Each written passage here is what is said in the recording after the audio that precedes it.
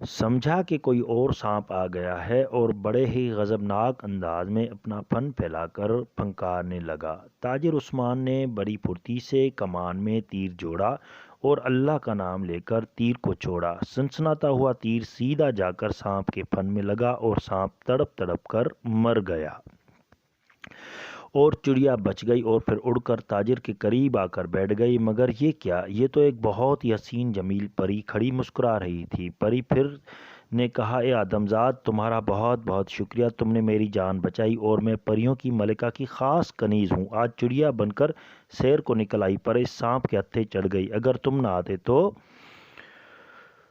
اس موذی نے مجھے مار ڈالنا تھا۔ عثمان نے ہنس کر کہا، یہ ہر انسان کا فرض ہے وہ جانوروں پر رحم کھائے اور ان کی مدد کرے۔ اس پر پری خوش ہو کر بولی، تم ایک اچھے اور نیک انسان ہو، بولو میں کیا مدد کر سکتی ہوں؟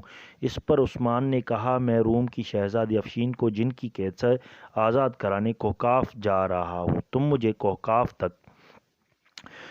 کوہکاف کا راستہ بتا سکو تو بڑی مہربانی ہوگی۔ یہ سن کر سوچ میں پڑ گئی، یہ تم نے مشکل کام کا بیڑا اٹھایا ہے، لیکن بہادر لوگوں کے لیے کوئی کام مشکل نہیں ہوتا۔ یہ لو، آم رکھ لو۔ اس جنگل کے جنوبی حصے میں موجود ایک بہت ہی پرانا برگد کا ایک درخت ہے، اس درخت کے قریب جا کر اس آم کو چیر دینا۔ اس درخت کے قریب بونوں کا شہر ہے، وہ آم کھانے کے بڑے شوقین ہیں، وہ آ کر تم سے آم مانگیں گے، پر تم نے اس شرط پہ لگانا کہ بونوں کا سردار میرے کو کوہکاف تک لے چلے، پھر میں آم دوں گا۔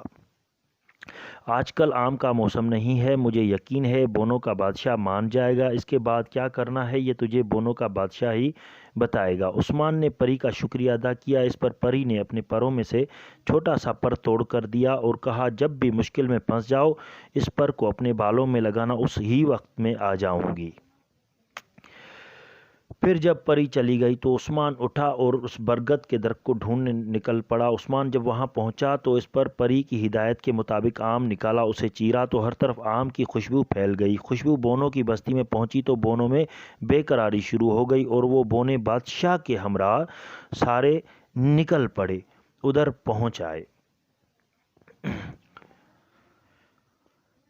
بونے بادشاہ نے للچائی ہوئی نظروں سے آم کی طرف دیکھا اور کہا، اے آدمزاد، آم کہاں سے یہ آم لائے ہو؟ ہمیں بھی کھانے کے لیے آم دو۔ عثمان غصے سے بولا، چلو بھاگو یہاں سے، میں تو تمہیں آم کا چھلکا تک نہیں دوں گا۔